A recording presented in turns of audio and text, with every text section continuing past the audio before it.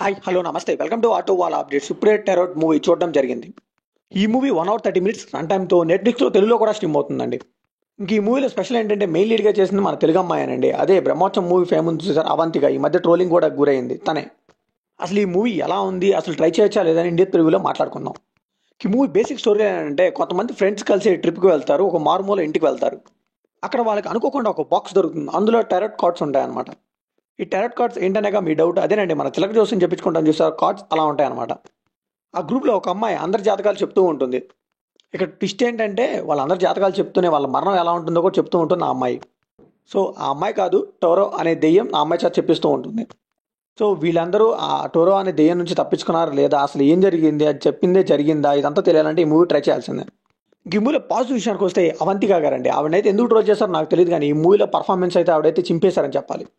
And ఈ మూవీలో జరిగిన ప్రతి డెత్ సీన్ కూడా చాలా అంటే చాలా బాగుంది. కాకపోతే లాస్ట్లో ఒక 2 డెత్ సీన్స్ ఉంటాయండి, అదైతే కొద్దిగా మనకి డిస్టర్బ్ చేస్తాయి.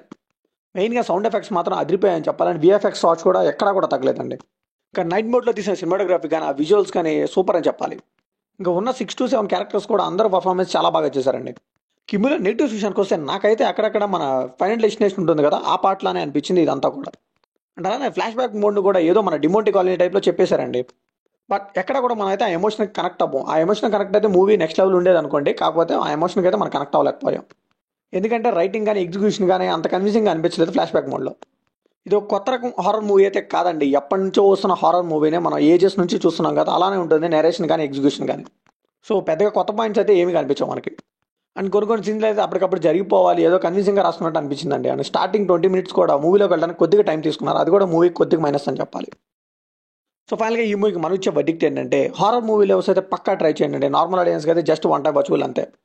సో ఇది కంప్లీట్లీ నా ఒపీనియన్ మాత్రం. మరి ఈ మూవీ మీకు అనిపిస్తుంది, ఒక మళ్ళీ షేర్ చేసుకోండి, లైక్ చేయండి, షేర్ చేయండి, వెళ్ళే ముందు సబ్స్క్రైబ్ చేసుకోండి.